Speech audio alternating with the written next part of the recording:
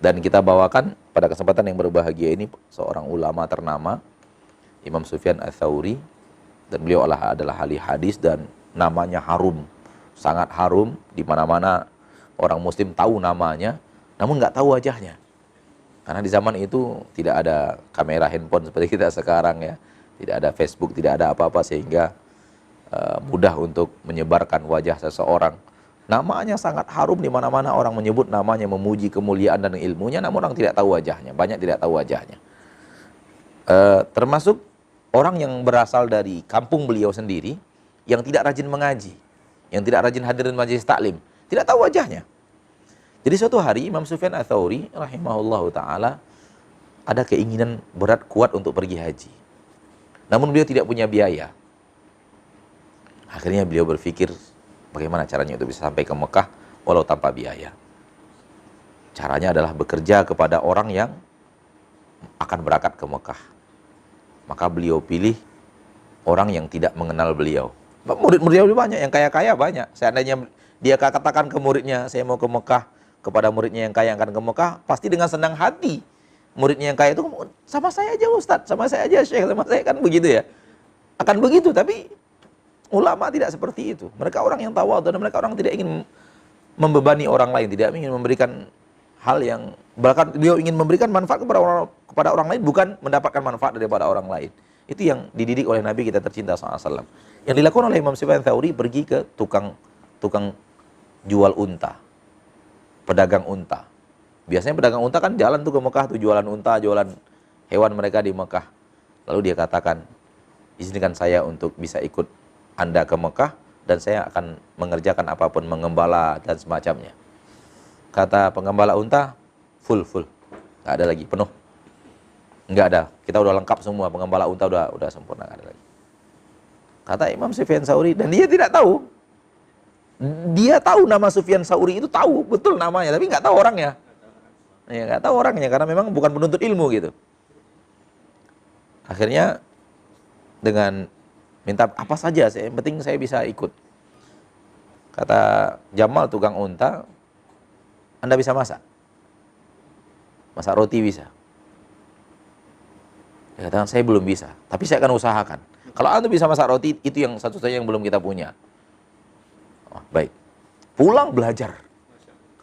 Belajar masak roti. Seorang alim yang ingin ke Mekah, belajar masak roti, belajar.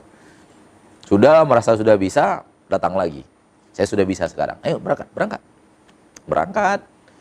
Dengan tujuan mau ke Mekah, ya disuruh jadi budak. Bukan budak ya. Jadi pesuruh, jadi kuli lah, kuli dari tukang unta, tukang pengembala unta. Jadi posisi. Ini yang kita katakan tadi menghinakan. Menghinakan bukan menghinakan diri untuk dihina-hina orang, enggak. Tapi enggak mau tinggi. Enggak mau dia mengatakan saya Sufyan Ats-Tsauri, enggak mau.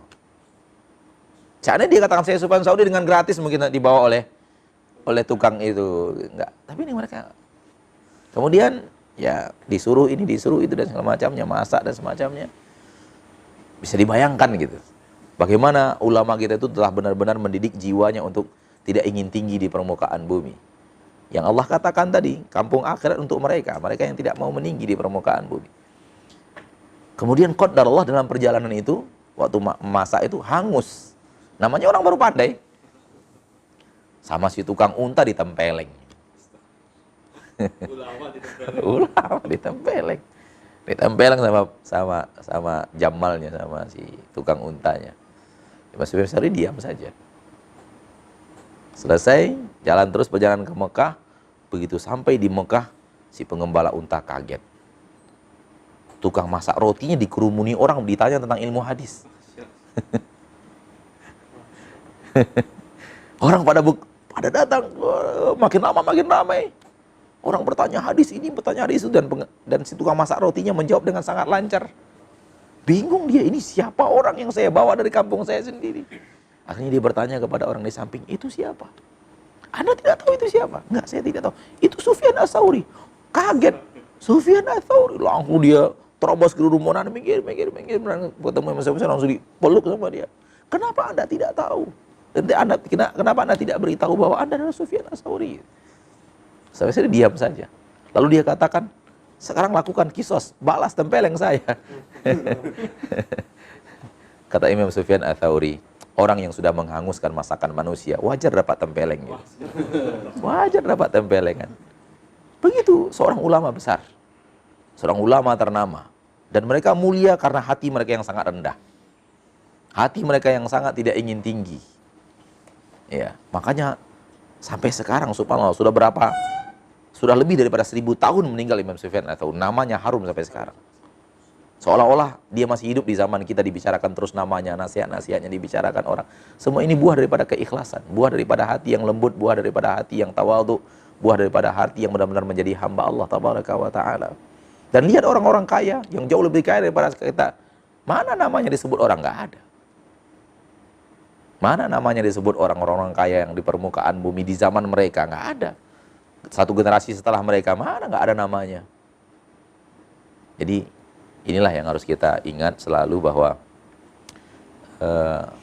dengan kita selalu berusaha merendahkan hati kita, Allah suka. Namun kalau kita kemudian membusungkan dada kita, walau manusia melihat kita tidak itu, namun hati kita ingin tinggi, ingin pamer dan semacamnya, maka ini berbahaya. Berbahayanya ke arah agama kita. Maka kalau semua orang-orang mengatakan semua orang moge sombong, enggak juga. Karena sombong itu individu per individu. Ya. Nah, kalau ini kita bisa menciptakan sebuah perjalanan yang penuh dengan zikir, alangkah indahnya. Dan kita semakin ingatkan saudara-saudara kita, semakin mengarah kepada titik yang sangat mudah untuk memancing kesombongan, semakin kita saling menasihati untuk ingat Allah, ingat Allah, ingat Allah dan semacamnya. Wallahu ta'ala alam. Ya kan?